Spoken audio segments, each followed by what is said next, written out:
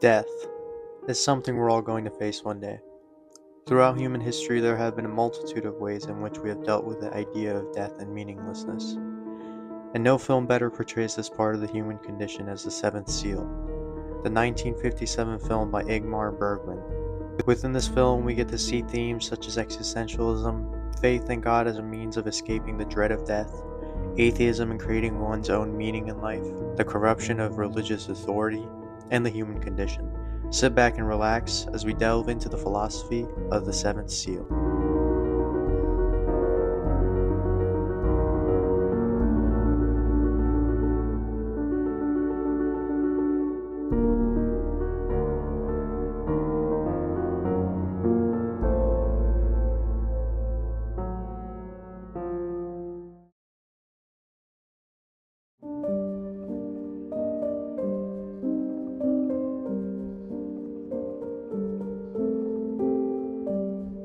The first character we meet is Antonius Block, a knight returning from the Crusades who meets the personification of death.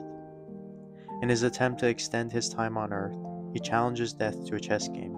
As he plays chess with death, he goes around trying to reconcile the suffering in the world and the silence of God with the idea of an ultimate good meaning. What was the point of the Crusades? The huge amounts of suffering caused by these holy wars.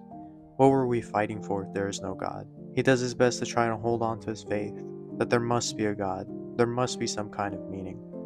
This is shown through one of the most iconic scenes in film history. Är det så grymt otänkbart att fatta Gud med sina sinnen? Varför ska han gömma sig i en dunstkrets av halvuttalade löften och osedda under? Hur ska vi kunna tro på de troende när vi inte tror själva? Vad blir det av oss som vill tro men inte kan? Och vad blir det av dem som varken vill eller kan tro? Jag vill ha vetskap. Inte tro, inte antaganden, utan vetskap. Jag vill att Gud räcker mig sin hand, avtäcker sitt ansikte och talar till mig. Men han tiger.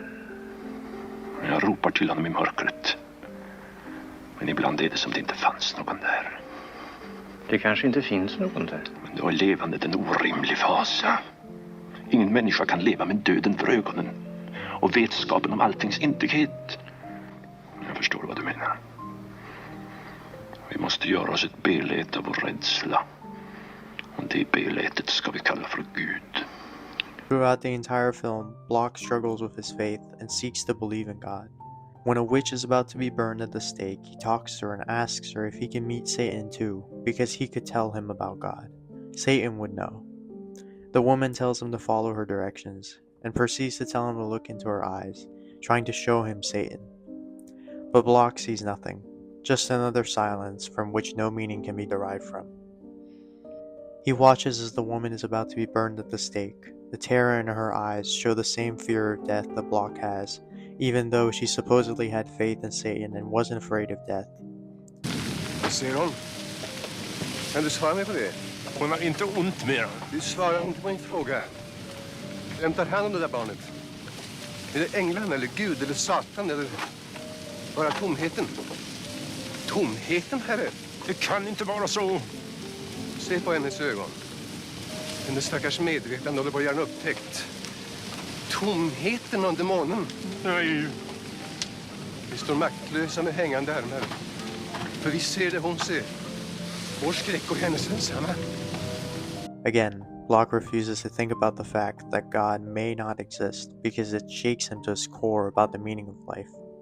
After he loses the chess game against death, Block is faced with death one last time, in which fear overtakes him and he makes a leap of faith, refusing that God may not exist, and he prays that he will be saved and that God may have mercy on him.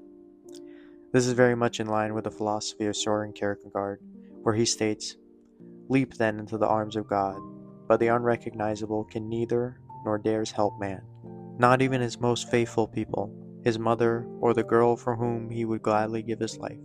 They must make the leap themselves, for God's love is not a second-hand gift." Block represents the religious way of dealing with death and the absurd human condition. In a universe which we hear silence and see so much suffering, many are able to take a leap of faith and believe that there must be a God, there must be a meaning to it all. all the suffering in our existence.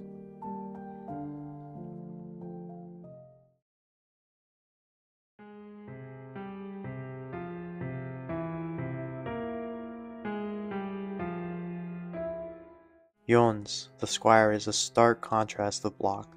He is an atheist who doesn't believe that there is a God, or ultimate meaning, just emptiness and death. He has been able to reconcile this worldview with the suffering that he sees in the world. Throughout the film, he plays a cynical role, questioning and deconstructing beliefs and views of others. O Gud, ha förbarmande med oss. För vi är små och rädda och utan vetskap. I det mörker där du påstår att du vistas, där vi alla förmodligen vistas, i det mörkret finner du ingen som lyssnar till din klagan eller rör sig dina lidanden. Tvätta dina tårar och spegla din likgiltighet. Gud, du som finns någonstans, som måste finnas någonstans. Ha förbarmande med oss. Av mig kunde fått en ört att laxera ut dina evighetsbesvär. Nu tycks det vara för sent. Men känn i alla fall den sista minuten, den oerhörda triumfen att rulla med ögonen och röra på tårna. He represents the thoughts of the modern secular world, in which we create our own meaning in life, and do not depend on religious superstition or authority to inform us of our purpose.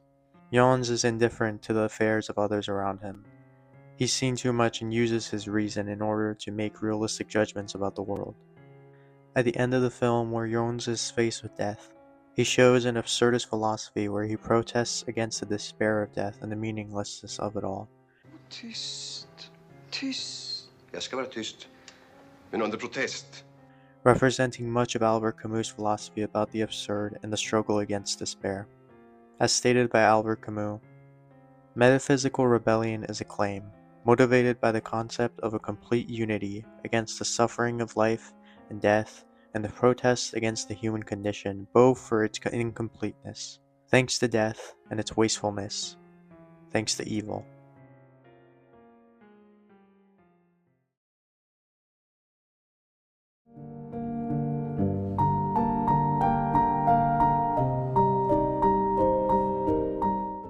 Yolf and Mia serve as the traveling actors who pursue their art as their focus in life.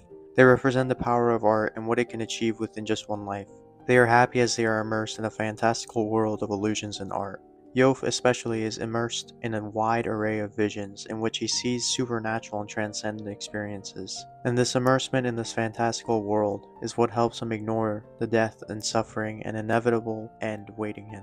Mia, his wife, shows a mother's role and how a parent can ignore death and focus on the life of their future generation. Mikkel, Yolf and Mia's son, represents the continuation of life in the next generation, as an individual's way of continuing to live even after their death through successive generations. Yolf and Mia also represent art as a way to help us deal with death and suffering in this life, as shown through the scene where Yolf and Mia are interrupted by the religious radicals who whip themselves and the priest who lectures the people about their sin and upcoming death.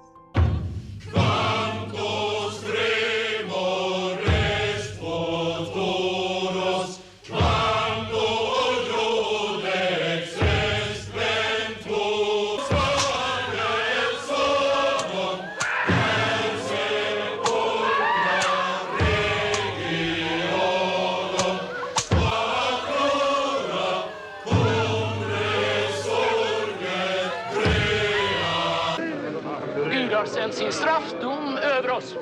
Vi ska alla förgås i den svarta döden. Vet ni att detta kan vara er sista timma? Vet ni, alla förstockade dårar, att vi alla ska dö? Idag, eller imorgon, eller nästa dag, när vi alla är dömda. Hör ni vad jag säger? Hör ni ordet? Dömda, dömda, dömda! Before the priests come and interrupt the show, people are having fun, enjoying their time in art and acting, and forgetting about death and suffering. This theme about the importance of art and its ability to console us in dreadful situations is also present within Nietzsche's philosophy and how we can deal with nihilism of death with no meaning. Quote, "We have art in order not to die of the truth."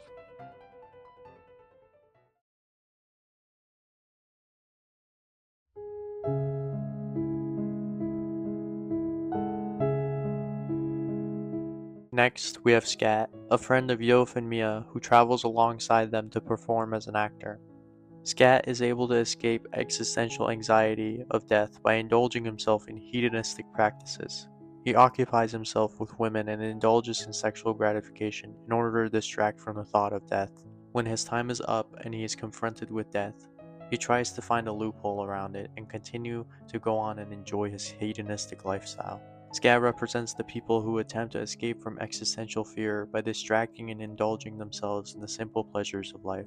They go from pleasure to pleasure trying to make up for the fears in their life, but eventually they end up in the same position as everyone else, trying to bargain with death and live just a little bit longer.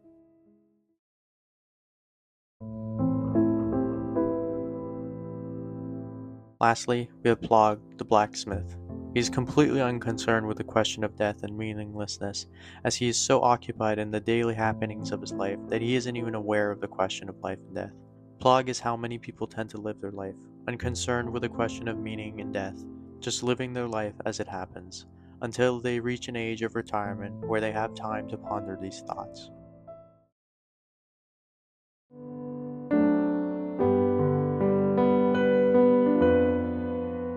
Throughout the film, we also see themes of radical religious belief, the role of religious authority, and the need for religion, and how religion keeps people so desperately attached to it.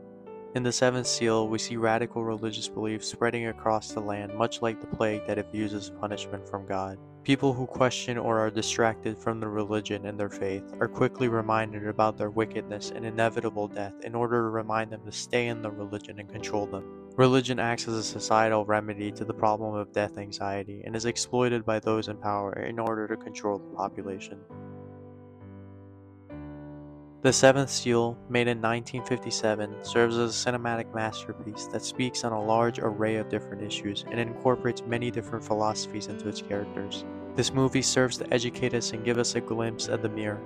We can see ourselves in at least one of these characters in this movie as they face the absurdity of the human condition and use their own individual ways of coping with the meaninglessness of the universe.